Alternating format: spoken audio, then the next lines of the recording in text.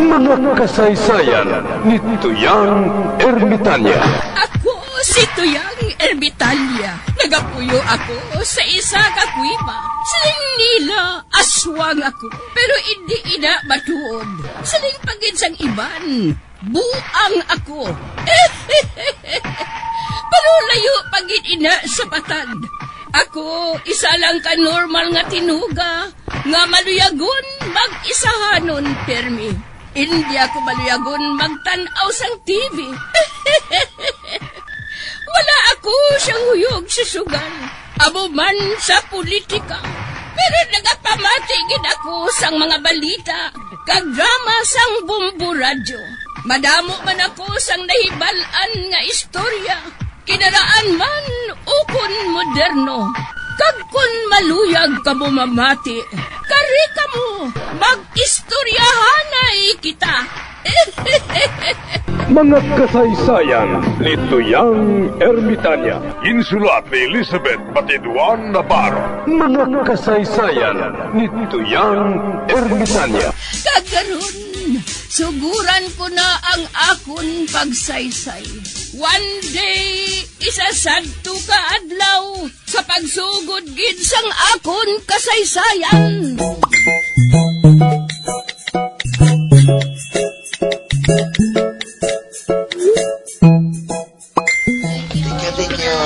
Padre Abraham, maayo nga balita. Ano nga balita? May mabakal na sang party sang talon sang Barangay Mulay. Ang mabakal isa kadako nga negosyante. Mapatindog sa kuno sa hotel. Kag ang baklo niya among katunga sang duta sang talon sa diin. Ara dira nahamtang ang estatwa ni Santa Ana kag ang iyang bubon.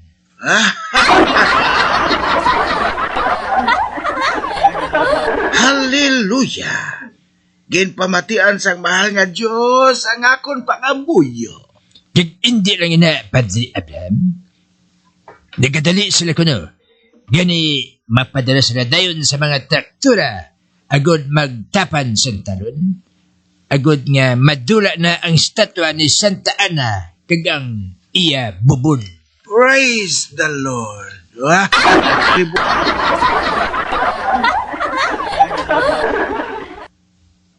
Pero, bisan nga nalambayan na sang mabuhay ang alagyan, ang mga tao sa gihapon nagakadto dito sa bubon.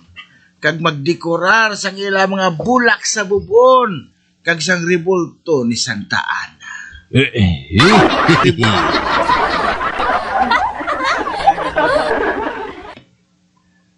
Nagapangita sila sa iban nga lagyan, Padre Abraham. Apang malayo anay ang ila lakton o galing sila makaabot sa bubon kag sakay Santa Ana. Gali!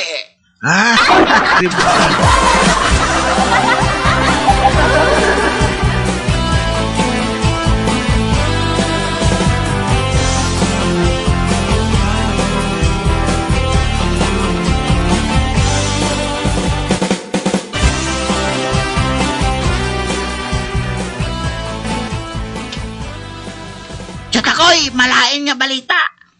Ha? Anong nga balita, Matan? Ginpakuha ni Kap ang paybalo nga no enter sa alagyan pakadto sa talon.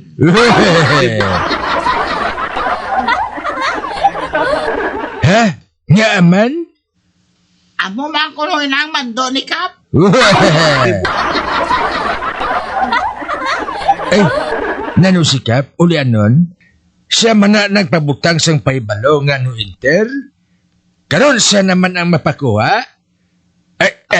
Subunggad makikita ako sa iya matan.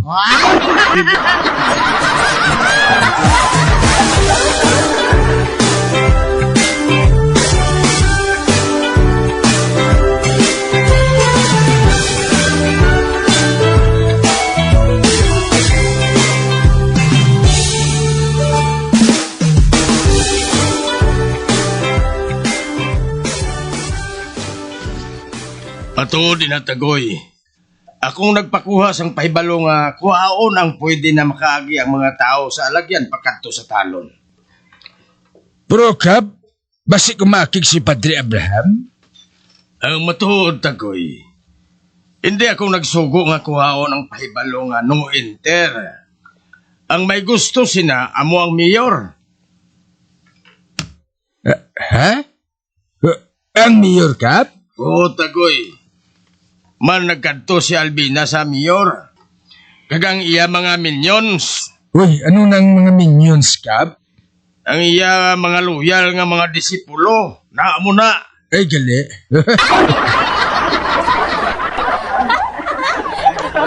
Madamo silang nagpakikita sa mayor. Kag kung hindi magpasugot ang mayor, makadto sila sa gobernador. Kag nakahibalo ka naman siguro sang pamatod sang mayor. Nga hindi na siya maluyag nga makalambot ang natabo diri sa presidente. Kag luwas sinatagoy, lapit na lang ang eleksyon. Kag paano ako? Basi mapirdi ako? Kinanglan nga mapaayon ako sa mga tao. Aba, Akigayhan subong ang mga tao, kaya hasta subong. Wala sang bisan isa nga na priso sa sala nga flood control.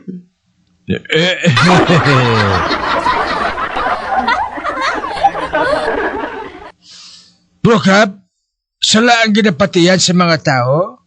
Ha? Sinublay na si Santa Ana, Kap man? Nga ginapatiyan sa mga tao? Ang iya gani estatwa dito, Kap. Wala na gani ilong? Mataas ang ilong niya, pero nagakapudpud na.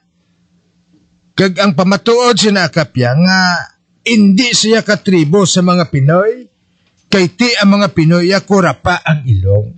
Amo manggani. Gin-google ko manggani na.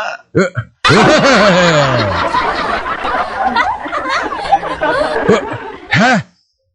Ginano mo, Kap? Wala. Tiara mo nagyapon ang ulo yung gatapi, Kap? Ang Google nga ginasiling ko yatagoy, among sa computer bala. Abi ko anay gin-gul-gul.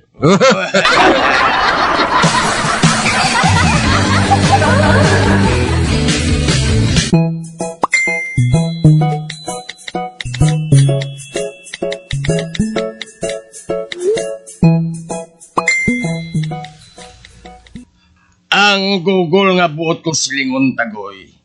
Inang nagasugid sang tanan bala nga dapat mo mahibalaan. Ha? Gin-google ko siya. Pero ang nabasahan ko dito, amo nga inang si Santa Ana, iloy ni Virgin Mary, nga iloy man sang aton Ginoo nga si Jesus. Gali?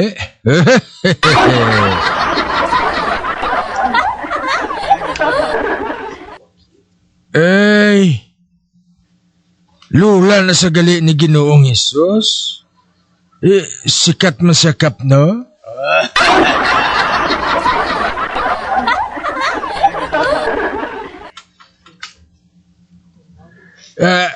Kap, ano pagid ang nabalaan mo parte sa pamilya ni Santa Ana? Ang bana ni Santa Ana, amo si San Joaquin. Mga maayo ina sila nga tao. Masinulon doon sa kasuguan sang Diyos. Nakahibalo si San Joaquin sa kalalangan sang iyadamgo nga hindi siya mapatay. Tubtob nga hindi niya makita ang bata nga mo amangin manunubos ang bugos nga kalibutan. Gani masami siya nga nagabantay sa ganaan sang simbahan. Kag nagahulat sang pag-abot sang adlaw nga makita niyang bata nga among matubos sa sala sang katawhan. Kag nag-abot ang adlaw nga ina. Nga si Ginoong Hesus konsigrar sa among nga simbahan. Nakilala siya ni San Joaquin. Kag nagsiling siya nga natuman ang iyahandom nga makita niyang bata nga among manunubos ang kalibutan. Gani malipayon si San Joaquin nga napatay. Sang ulihi, Suno sa naibalaan sa kasulatan, nga nakaangkon sang anak si Santa Ana, kag si San Joaquin, kag amo ini si Santa Maria, nga iloy ni Ginoong Hesus. Kag suno pagid sa balaan nga kasulatan, ining si Santa Ana kag si San Joaquin, nakaangkon pagid sang anak nga ginatawag kay Samuel. Kag si Samuel, nangin isa ka propeta sang Diyos. Amo lang nang nahibalaan ko sa ila kabuhi tagoy. Kag wala sila mahinambiti sa Bible. Kag pagkatapos ang 2,000 ka tuig ang nagligad, sa amo sini nga panahon, nagtuhaw sang hinali diri sa barangay Munay si Santa Ana. Kag ang bubon nga wala nagakahubas, kag amo na ang ginasimba subong sa madamo nga tao diri sa barangay Munay. Amo lang nang nahibalaan ko tagoy. Kag ang mando sang mayor, nga paagyon sila, abrihan ang alagyan pakadto sa talon. Uy, pabayaan ng nalanggali ang mga tao nga masimba ka Santa Ana, kag sa iya bubunkap?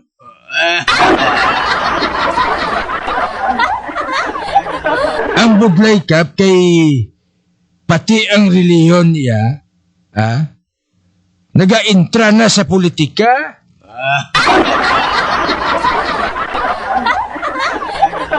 At yan, hunta kay amo ng kamaturan tagoy. Gani, pabayi sila.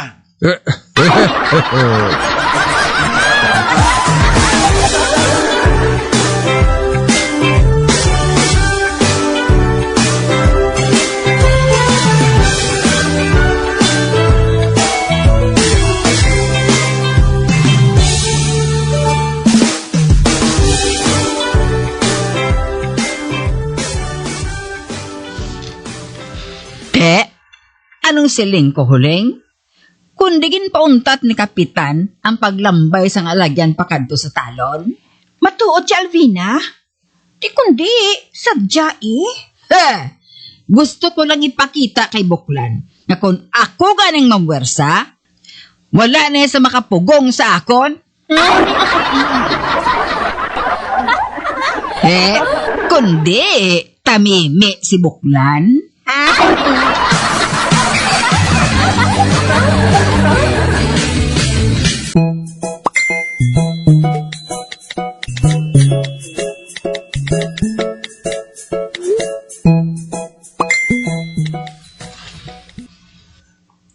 Oo, doon na matan. Wala na to lambay ang dalan pagkanto sa talon. Kay man, nagkadto si Baricoson kay Mayor, kag nagreklamo, nga maakig ang mga tao kung punggan sila nga magsimba kay Santa Ana. Tinadlok ang Mayor, nga hindi pagbutuhon sa maabot nga eleksyon. Kani amo na padayon gyapon nga simba to mga tao. Pero ang matuod, may lain iyang agenda si Baricoson.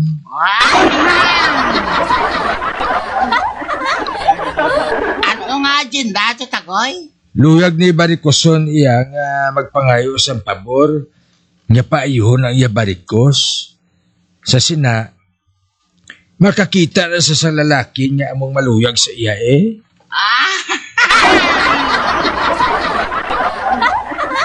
Ano galing siya, Tagoy? Oo, amo nang matuod. Amo na nga hindi na niya mainto ang Santa. Man bisan si Santa Ana wala sa power nga paayuhon ng iya Baricos. Kiti lala na ginaya mo, nagalambot na nagani sa yahita.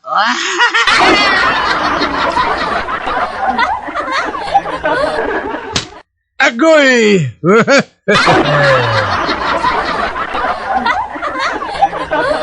Agoy. Hindi may nagaboy sa akong ulo. Sino nagapangaboy da? Ako! Oh, si Baricoson?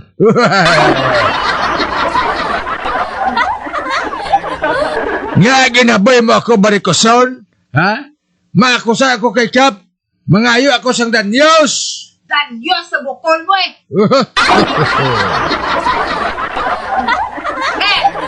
nagpainit ang ulo mo? Di wala nang pasagot ang mayor na punggan ang matarong sa mga tao na magpangamuyo sa santos nga na nagustuhan?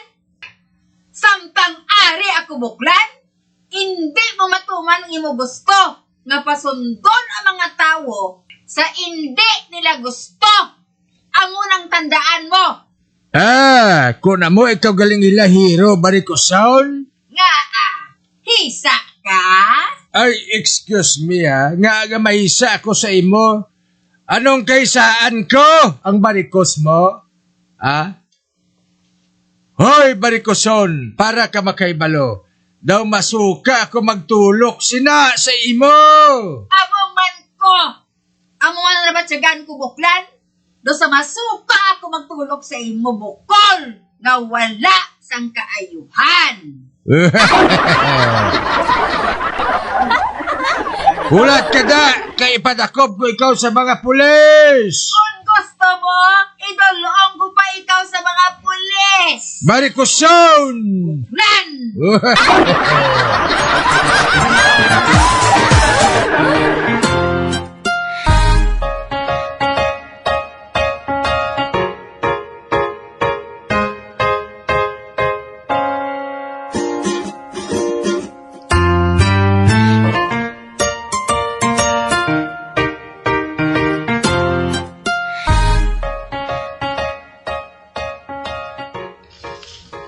Animal nga barikoson? Kung sa boxing first round pa lang, tumbalay na ko ba? Wow. Animal. Bagong tuig. Kag sa unang adlaw sang bagong tuig, perdi na ako. Pero sige lang. Sige lang, makabalos ka na ko sa imo.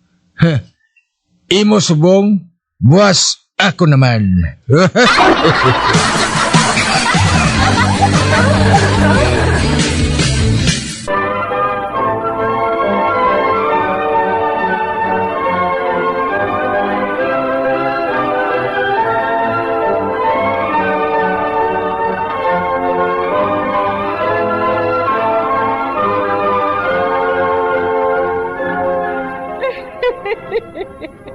Hasta na lang dira ang akong pagsaysay.